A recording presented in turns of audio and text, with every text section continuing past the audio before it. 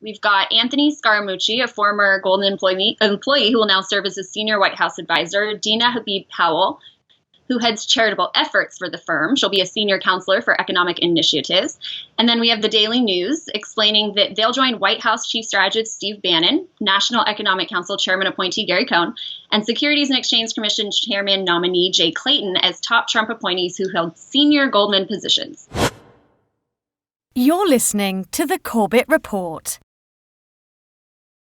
Welcome, friends. James Corbett here, CorbettReport.com, and a conversation that's being recorded on the 1st of February 2017 here on this side of the dateline, but on the other side of the dateline, all the way on the left coast of the United States, we are joined today by Carrie Widler, who I hope will be familiar to some of my audience, but if not, please familiarize yourself by going to theantimedia.org, and you can find her archives of articles there. She also has a YouTube page, which will be linked in the show notes along with everything else for today's conversation, which is going to be about a very interesting article that was posted at the Anti-Media back in on January 13th, back when we were in the midst of that Russia hacked the election fake news meme that was spreading around then. Do you remember that? It seems like forever ago already, but back then she posted this article. Actually, Goldman Sachs hacked the presidential election, which I think is a very good way of putting it. So let's bring her on to talk about that. Carrie, thank you very much for joining us today.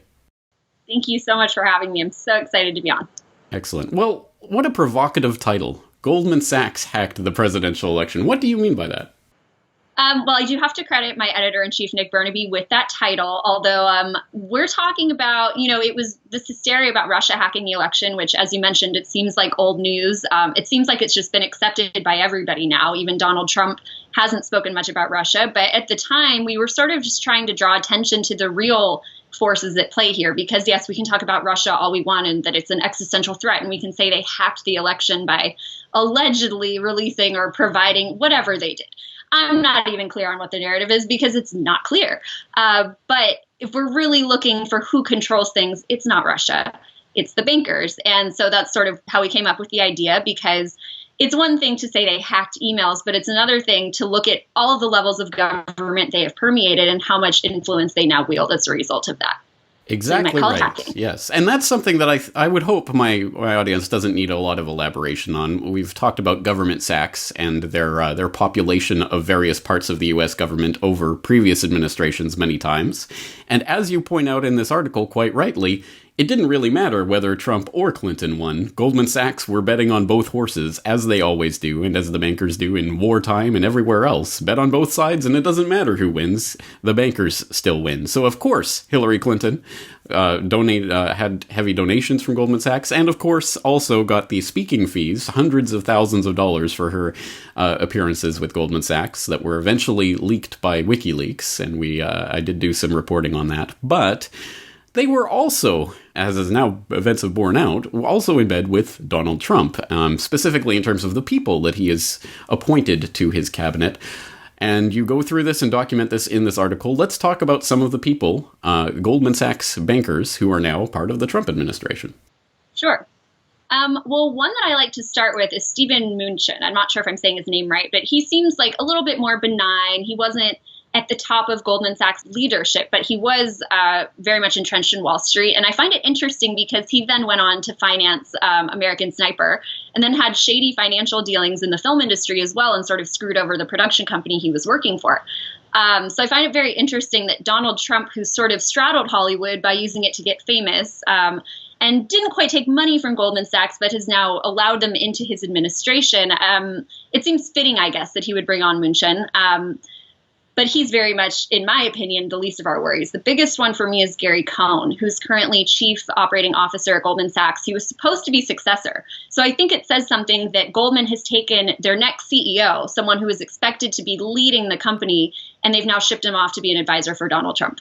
And the thing is, they didn't even have to pay Donald Trump. He's just doing this of his own accord. And for me, and I'd love to get your opinion on it, actually, is does he, like a lot of Trump supporters argue the same Mitt Romney line. You got to have business experts if you want to have, success in government.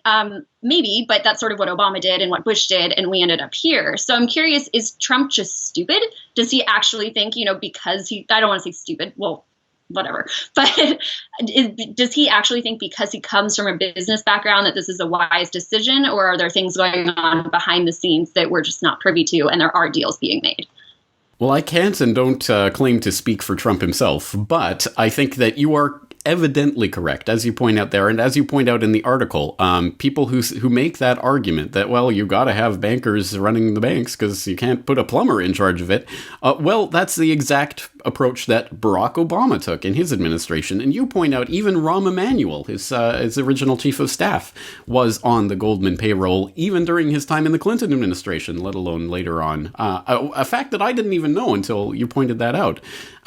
Again, Goldman Sachs bankers were very much a part of the Barack Obama administration, and we all know how that turned out in terms of prosecuting the banks, i.e. not at all. So what are the chances that we're going to see real and true regulation, or at least just holding people accountable for their actions in an administration that's so heavily infested by Goldman bankers? And it isn't just Mnuchin and Cohn. There are other Goldman bankers in Trump's cabinet. If you like, I can quote the Daily News, which I cited in my article.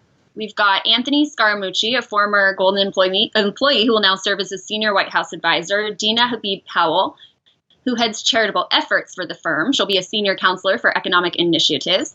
And then we have the Daily News explaining that they'll join White House Chief Strategist Steve Bannon, National Economic Council Chairman appointee Gary Cohn, and Securities and Exchange Commission Chairman nominee Jay Clayton as top Trump appointees who held senior Goldman positions. So this is a whole team. And I think the biggest point for me is, as you mentioned, had Clinton gotten into office, it would have been the same thing.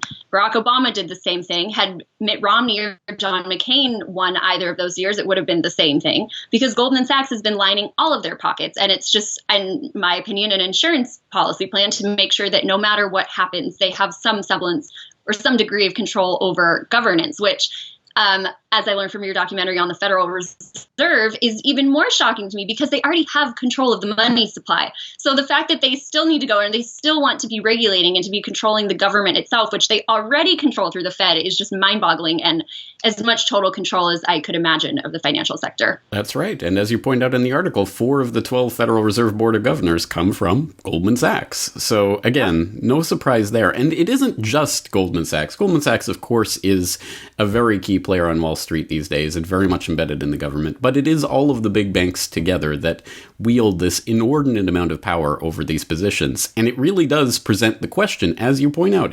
Clinton would have done the same thing. Obama did the same thing. Bush did the same thing. Trump is doing the same thing. What is the answer to this, then? What can we possibly do? It's almost as if having these centralized positions of control over the banking industry is inevitably going to lead to banking control over the banking industry. Who would have guessed? I found it interesting because when Trump was interviewing people after he got elected, he did speak to, I believe his name is John Allison. I know his last name is Allison, and he's someone who's advocated scaling back the Fed. I'm not sure if he's outright advocated ending it. He might have, but definitely an opponent of the Fed, which I found interesting. Of course, it doesn't mean Trump is going to listen to him in any way. And I don't really expect any Republican lawmakers to really put forth a substantive audit. And if they did, Rand Paul is sort of turning out to be a bit of a not as principled as some people wanted him to be. That's all I'll say. He's our best chance, I guess. Maybe Bernie, but Bernie sort of didn't follow through. He wasn't as sincere with the audit the Fed bill as we would have liked him to be. So it's a bit difficult to discern what we're going to do moving forward. I think competing currencies are really important, but we're now seeing Wall Street sort of trying to usurp those and suck that up into their establishment. So your guess is probably better than mine. Well, as you point out, unfortunately, a lot of the banks are now playing with blockchain technology, but of course, private blockchains that they control, that they'll use on their end to make their transactions easier and to facilitate across international borders, but it won't be for the end user if they have their way. So yes, I think you're right. I mean, I think ultimately this involves the decentralization of the concept of banking itself, which is changing now and could be harnessed. The incredible technological power we have can be harnessed to take this monopoly of money control away from the banksters. But I just don't think it's going to come from politics. I don't think politicians are going to hand us that on a silver platter. So it's up to us to make that happen. On that note, let's talk about some of the work that you do at Nanty Media and the types of issues that you cover. Sure, I'd love to. I started with anti-media back in 2014. I joined as a journalist after one of the other journalists interviewed me actually for a video I made where I burned an Obama shirt because I am a former Obama supporter. I wasn't paying attention when he was appointing the head of the New York Fed to be his Secretary of the Treasury. I just, right over my head, figured it out. A couple of years later, I made that video and ended up at anti-media. And it's my dream job, honestly, because we are beholden to no one. We have no corporate interests. We have no funding from anybody. We're all activists. And we were all actually inspired by Ron Paul. So we're all very aware of the banking oligarchy. That's sort of how we all got started. And we can all thank Ron Paul for getting us going, although we've all evolved. But that's the cool thing, is that it's a non-ideological organization. We have a very strict, we don't go around proselytizing. We're not trying to convince anybody of any ideology per se. We're just trying to wake people up to the realities, and we're trying to spread the information. And of course, we advocate decentralization. We definitely lean towards anarchy. That's if I had to label us something, you can look at our label and see our logo, and you'll see that that's what it comes down to. But it's really peace, love. We're just trying to make a better world, and we're trying to be a part of that change by establishing independent media. And I'm loving it. We cover police brutality, we cover mass surveillance, we cover obviously economic issues. Foreign policy is huge for us. We're really big on covering what's happening in Syria right now. And it looks like Trump is set to carry on exactly what Obama and Hillary would have done, or what Obama was doing. So that's just another example of how he's just furthering the establishment. But we're having a good time covering all these things. He's giving us plenty of content, as are all of the other lawmakers, and just the general hysteria going on in the country right now. But we reach a lot of people every month. We're reaching millions of people. And I credit that to obviously the work that all of the people I work with do, but also just people really seeking out that information now, which is pretty promising, and we're optimistic about it.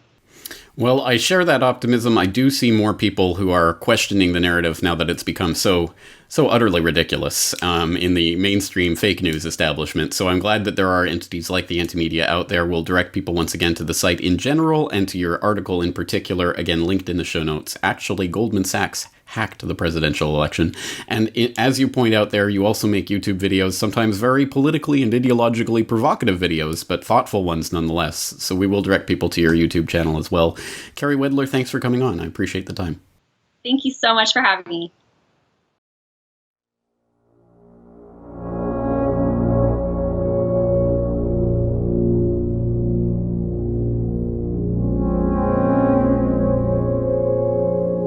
The Federal Reserve, the heart of the American banking system. For over 100 years, it has operated in the shadows, controlling America's money supply in total secrecy. So all that information is available in our commercial paper program. And who got the money? Hundreds and hundreds of banks. Any bank that has access to the U.S. Federal Reserve's discount. Tell us who they are. No. Until now. 100 years ago, in 1913, the Fed was created. Fractional reserve banking. The legal authority to do it. Takeover of monetary policy. Are conducted by the Federal Reserve banks. They are banks. There is no other agency of government which can overrule actions that we take.